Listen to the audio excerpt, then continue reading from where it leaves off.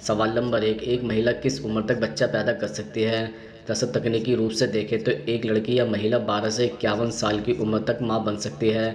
इसका यही मतलब है कि किसी भी लड़की पीरियड्स आने के बाद से ही बच्चा पैदा करने के लिए सक्षम है, और जब वह मोनोपोज यानी जब उसका पीरियड्स खत्म हो जाता है तो वह अपनी उम्र के 51 से 55 साल के पड़ाव पर होती है, तो वह प्रेग्नेंट नहीं हो सकती।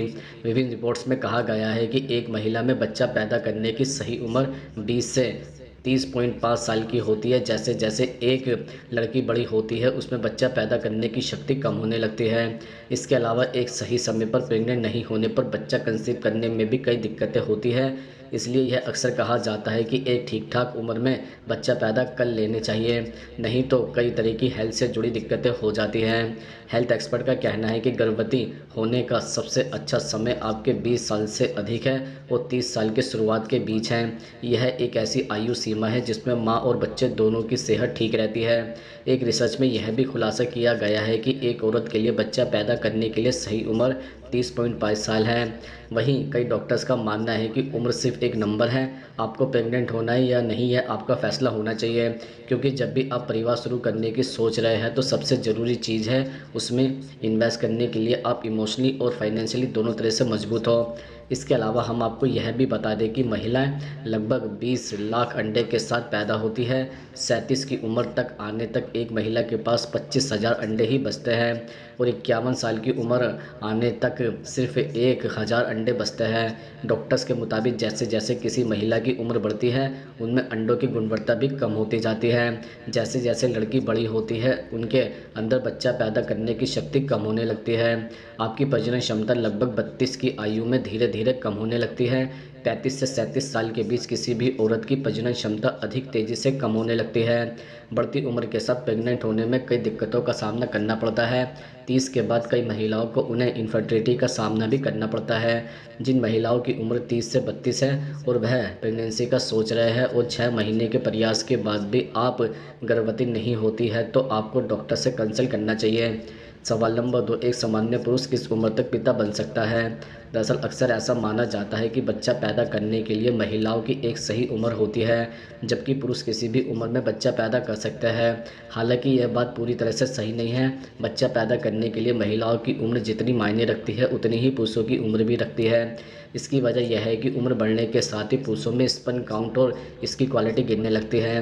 विशेषज्ञों के मुताबिक पुरुषों के लिए 20 से लेकर 30 साल तक की उम्र पिता बनने के लिए सही है। हालांकि 50 या उससे ज़्यादा की उम्र होने पर भी पुरुष बच्चे पैदा कर सकते हैं। गिनीज वर्ल्ड रिकॉर्ड के मुताबिक एक व्यक्ति ने 92 साल की उम्र में बच्चे को जन्म दिया था।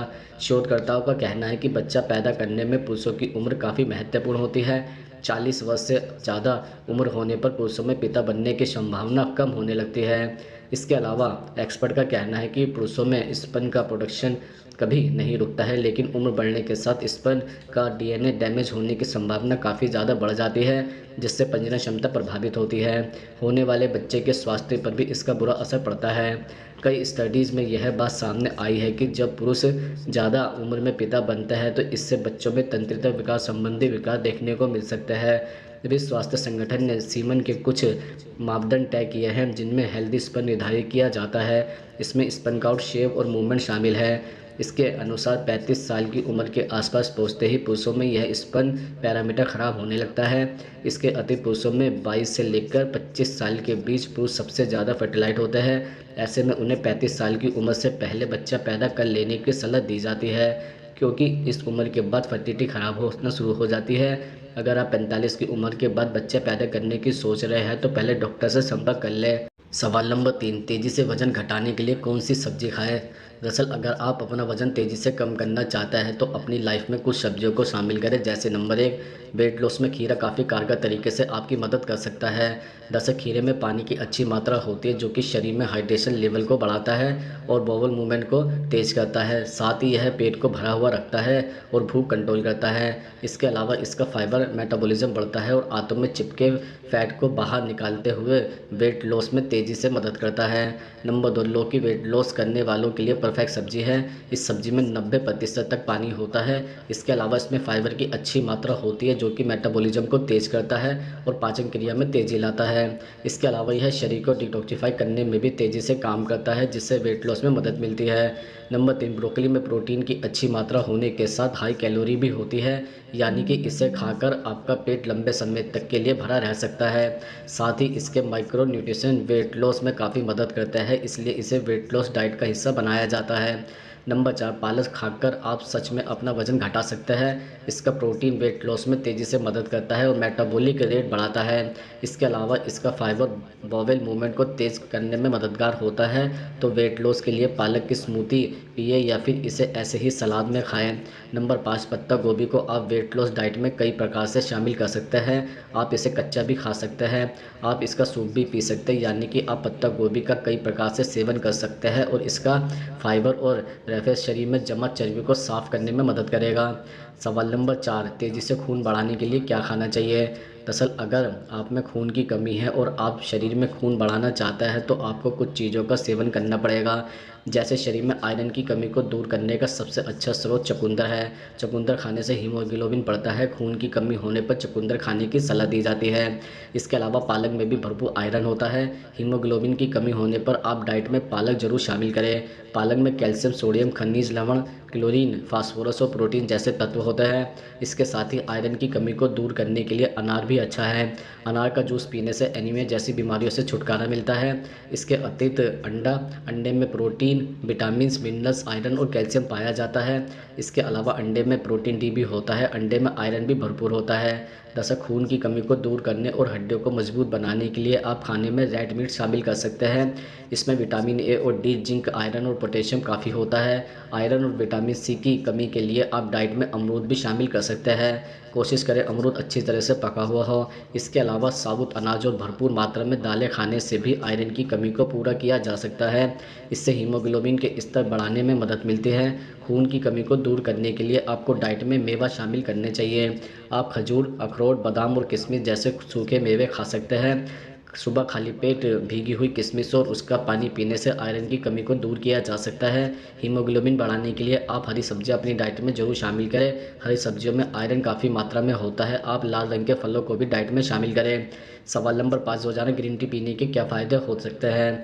जैसे ग्रीन टी के सेवन से आप कई बीमारियों से बच सकते हैं। सबसे पहले तो इससे शरीर की रोग प्रतिरोध क्षमता मजबूत होती है, जिस वजह से आप किसी भी बीमारी के चपेट में जल्दी नहीं आ पाते। ग्रीन टी में मौजूद एंटीऑक्सीडेंट पॉलीफिनोलिक शरीर की इम्यूनिटी को बढ़ावा देने का काम करता है। रोजाना ग्रीन टी का सेवन आपको वजन कम करने में मदद कर सकता है।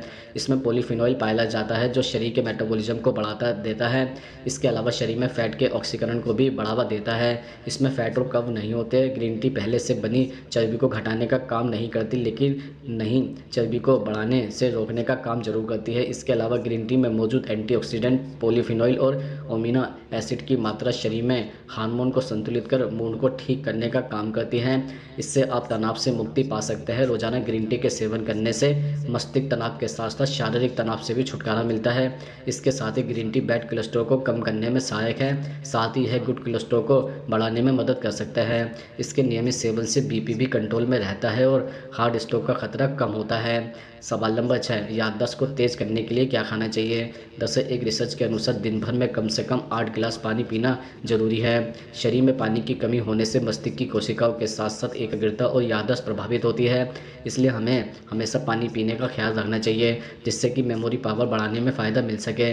इसके अलावा दूध में vitamin B6, vitamin 12, magnesium, calcium और पोटेशियम की मात्रा भरपूर होती है, जो कि मेमोरी पावर बढ़ाने में फ़ायदेमंद होते हैं।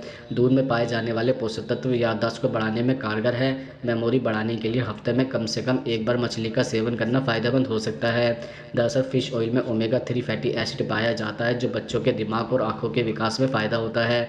इसके अलावा कॉफ़ी में कैफ़ीन पाई जाती है और शरीर में कैफ़ीन की ज़रूरत होती है। इससे हमारी एकाग्रता बढ़ती है। एक सीमित मात्रा में कैफ़ीन मेमोरी के लिए लाभदायक होता है। इसके साथ ही आपने कभी न कभी किसी न किसी से यह तो सुना ही होगा कि बादाम खाने से दिमाग तेज़ होता है। ऐसा इसलिए होता है क्योंकि बादाम में भरपूर मात्रा में विटामिन ई पाई जाती है। विटामिन ई के लिए आप अखरोट भी खा सकते हैं। रोज़ इसका सेवन करने से मेमोरी पावर काफ़ी बढ़ जाती है।